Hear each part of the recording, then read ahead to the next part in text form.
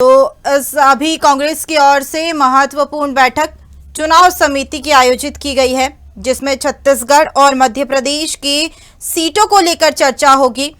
बता दें कि इसमें बड़े दिग्गज नेताओं की भूमिका भी हो सकती है। कई विधायकों को ये चुनाव लड़ाया जा सकता है। एमपी और छत्तीसगढ़ के नेता इसमें शामिल होंगे। बैठक में कई महत्वपूर्ण चीजों को लेकर चर्चा की जाएगी। बता दें कि दोनों प्रदेशों की सीटों के नाम पर आज चर्चा होगी। लोकसभा चुनाव के टिकट पर भी मुहर लगेगी। इस बैठक में राष्ट्रीय अध्यक्ष मल्लिकार्जुन खड़गे और साथ ही साथ सोनिया गांधी और राहुल गांधी भी मौजूद रहेंगे। इस बैठक में मध्य प्रदेश और छत्तीसगढ़ के कई बड़े नेता शामिल होने वाले हैं। दोनों प्रदेशों की सीटों के नाम पर चर्चा होगी और चुनाव टिकटों के नाम पर भी मुहर लग सकती है। पहले लिस्ट में दिग्गजों की भूमिका से सस्पेंस हट सकता है। बता दें कि कई विधायकों को चुनाव भी लड़ाया जाएगा। दिल्ली में कांग्रेस केंद्रीय चुनाव समिति की आज बैठक रखी गई। एमपी और छत्तीसगढ़ के नेता बैठक में शामिल होंगे। बता दें कि प्रदेश की सीटों के नाम पर चर्चा की जाएगी। लोकसभा चुनाव के टिकटों पर आज मुहर लगेगी। वहीं हमारे साथ इसी पर अब छत्तीसगढ़ के स्टेट हेड सचिन श्रीवास्तव अधिक जानकारी के लिए जुड़ चुके हैं।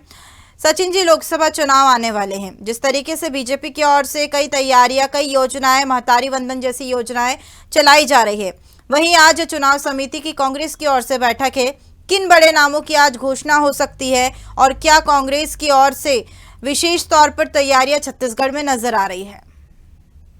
देखिए, साफ तौर से अगर देखा जाए छत्तीसगढ़ का जो कांग्रेस की सरकार है या फिर जो बड़े दिग्गज नेता हैं छत्तीसगढ़ के कांग्रेस के, अगर मैं उनकी बात करूं तो कहीं ना कहीं देखिए 2018 में जब कांग्रेस की सरकार जब छत्तीसगढ़ में आई थी और छत्तीसगढ़ में आने के बाद उन्होंने कई सारे काम ऐसे किए, कई सारी योजनाएं ऐसी लाई जो हितग्राहियों के को मिला, मतलब जो चाहते थे कि इस योजना का लाभ ग्राउंड लेवल पे चले तो उस तरीके से चलाया भी गया।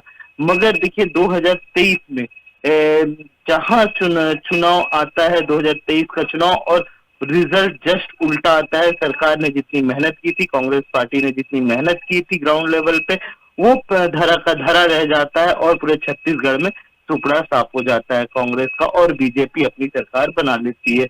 और देखिए 2000 अब लोकसभा चुनाव सर पर है और लोकसभा चुनाव सर पर होने के कारण देखिए बीजेपी ने अपना नाम घोषणा पहले ही कर दिया है कि छत्तीसगढ़ में कौन कौन दिग्गज चुनाव लड़ेंगे, और कई जिसमें से कुछ विधायक हैं, जो प्रेजेंट के विधायक हैं वो भी हैं, और कुछ ऐसे हैं जो जिनको पहली बार लोकसभा चुनाव का टिकट मिला है। वहीं पर कांग्रेस भी अपने दिग्गज नेता को, जो अभी विधायक हैं, और कुछ ऐसे बड़े नेता को जो जिनके नाम से ही वो सीट जीती जा सकती है, क्योंकि बीजेपी ने साफ तौर से 11 सीट निकालने का ऐलान कर दिया है कि हम छत्तीसगढ़ में अपनी पूरी 11 सीट को क्लियर करेंगे। तो देखिए कांग्रेस कोशिश में है कि हम ये छत्तीसगढ़ कम से कम अपने कब्जे में रखे, क्योंकि 11 लोकसभा क्षेत्र है तो 11 में से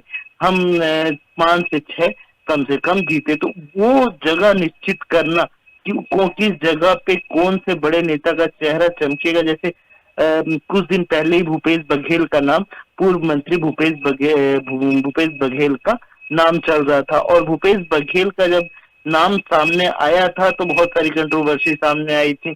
और जब ये अभी भी माना जा रहा है कि भूपेश बघेल दुर्ग लोकसभा से चुनाव अपना लड़ेंगे। तो देखिए साफ तौर से दुर्ग लोकसभा में विजय सिंह को उतारा गया है बीजेपी से, तो ये टक्कर का ही मुकाबला माना जाएगा, क्योंकि बतौर मुख्यमंत्री जब मुख्यमंत्री थे भूपेश बघेल, तो मुख्यमंत्री रहते हुए भी उनको कहीं ना कहीं जब विधानसभा सीट का चुनाव हो रहा था, विधानसभा चुनाव में जब गणना हो रही थी, तो वो शुरुआत की जो गणना थी उसमें वो काफी पीछे नजर आए थे। मगर 2 बजे के बाद वो धीरे धीरे आगे बढ़ते गए और अपनी जीत हासिल की भूपेश बघेल। तो देखिए वहां पे एक टक्कर का मुकाबला हो जाता है और लोकसभा में फिर ये दोनों लोग आमने सामने नजर आ सकते हैं अगर भूपेश बघेल को सरकार टिकट देती है तो। मगर देखिए भूपेश बघेल पे कांग्रेस पार्टी ने एक बार भरोसा किया, उनको मुख्यमंत्री बनाने के बाद, एक बड़ा फेज देने के बाद छत्तीसगढ़ में उन्हें चाहते थे कि अब कार्यभार छत्तीसगढ़ का भूपेश बघेल संभाले। मगर वो जिस तरीके से चुनाव कांग्रेस पार्टी हारी छत्तीसगढ़ में, तो अब ये साफ हो जाता है कि अब छत्तीसगढ़ में भूपेश बघेल के हाथ में कंट्रोल नहीं देंगे। इसके साथ ही देखिए मैं एक चीज पूछूंगी, जिस तरीके से हमने देखा था कि बीजेपी की ओर से जो है बड़े दिग्गजों को हमेशा उतारा जाता है, विधानसभा चुनाव में भी कई बड़े नेता के नाम सामने देखने को मिले थे, लिस्ट जारी करने के बावजूद कि केंद्रीय मंत्रियों के नाम इसमें शामिल किए गए थे।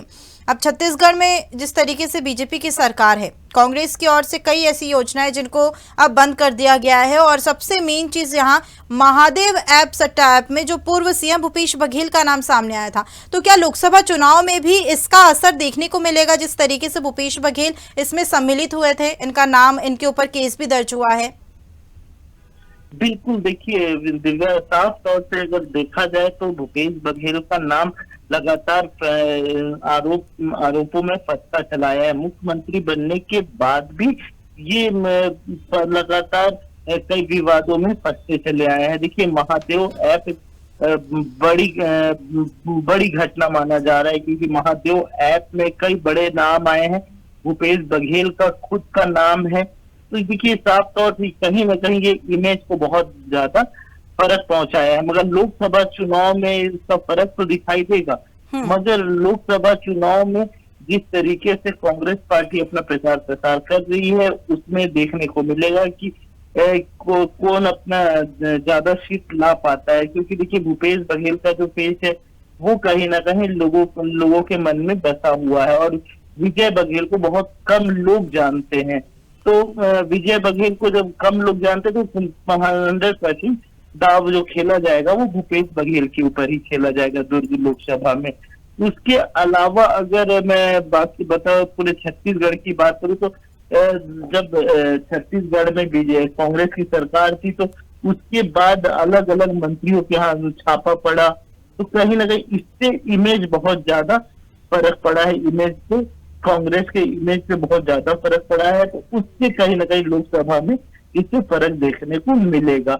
देखिए अब अलग अलग सीटों की बात हो रही है, तो देखिए सरगुजा से अगर हो माना जा रहा है कि टीएस सिंहदेव पे दांव खेला जा सकता है, तो अब ये देखने वाली बात होगी कि टीएस सिंहदेव चुनाव लड़ने के लिए एग्री होते हैं कि नहीं, क्योंकि उनको बहुत कम वोट से हारे हैं, मगर हार तो हार होती है, और वो कहीं ना कहीं इससे चोटिल भी नजर आ रहे हैं।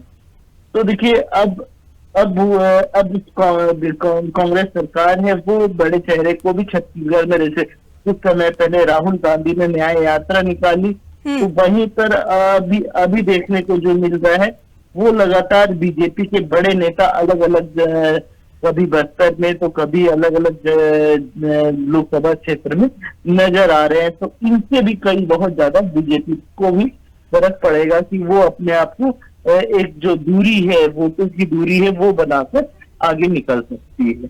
जी विधानसभा सत्र भी अभी हुआ था छत्तीसगढ़ में, उसमें विपक्ष की ओर से कई ऐसे मुद्दे उठाए गए थे जो कि जनहित से जुड़े मुद्दे थे, तो क्या उन मुद्दों का अभी तक कोई निराकरण बीजेपी की ओर से किया गया है? देखिए अभी तक अगर मैं बात करूं दिव्या, अभी तक जो बड़े बड़े मुद्दे हैं जैसे जल, जंगल, जमीन, आदिवासियों का हक है जी, तो अगर मैं उन चीजों की बात करूं तो उसका निराकरण नहीं देखने को मिला है। क्योंकि देखिए हर्जों का मामला अभी से नहीं, बहुत पहले से चला आ रहा है। हर पेड़ कटाई का मामला बहुत पहले चले आ रहा है। आदिवासियों को जंगल खाली कराने को लेकर लगातार सरकार अलग अलग कंपनियों को जंगल का टेंडर दे रही, जिससे पेड़ कटाई हो रहा है, जो जंगल पे ही अपना जीवन यापन करते हैं। कभी तेंदुपत्ता बेचकर अपना जीवन यापन करते हैं। इसके अलावा जो जंगल में जो जड़ी बूटियां हैं उसको बेच के अपना जीवन यापन करते हैं, महुआ बेच के अपना जीवन यापन करते हैं जो आदिवासी हैं, उनको वहां से हटा दिया जा रहा है, पेड़ काट दिया जा रहा है। तो कहीं ना कहीं ये नाराजगी अभी भी लोगों में बनी हुई है। और देखिए साफ तौर से ये, और इसमें कांग्रेस आरोप लगातार लगाते आई है और कांग्रेस ने आदिवासियों के साथ जाके खड़ा भी हुआ है। मगर सवाल यहाँ पे ये भी खड़ा होता है कि अगर कांग्रेस की सरकार जब थी तब कांग्रेस की सरकार इनके साथ क्यों नहीं खड़ी हुई, मगर बीजेपी की सरकार आते ही कांग्रेस उनके सपोर्ट में खड़ी हो जाती है। तो कहीं ना कहीं आदिवासियों को सिर्फ उपयोग में लिया जा रहा है कि वो अपने वोट बैंक बढ़ाने के लिए। तो इससे ज्यादा फर्क नहीं आएगा। देखिए अलग अलग योजनाओं की बात करूं मैं तो महिला वंदना योजना से बीजेपी को कहीं ना कहीं बहुत फायदा हुआ, क्योंकि एक लोगों में अलग सा जोश है। और देखिए आज पहली किस्त भी जानी है, आज 70 लाख महिलाओं के अकाउंट में 1,000 रुपए जाना है। तो इससे कहीं ना कहीं छत्तीसगढ़ में महिलाओं के मन में उत्साह भी है। तो देखिए साफ तौर से बात करूं तो बीजेपी कई जगह माइनस हो रही है तो कई जगह अपनी योजनाओं के साथ प्लस भी हो रही है। वहीं पे कांग्रेस की बात करूं तो आरोप प्रति आरोप का खेल लगातार चल रहा है, मगर आदिवासी और युवा जो फंसे हुए हैं वो सिर्फ वोट बैंक में ही फंस कर रह जा रहे हैं। उनका विकास कहीं ना कहीं इन चीजों से रुक जाता है। जी चलिए सचिन जी, तमाम जानकारी हमारे साथ साझा करने के लिए शुक्रिया।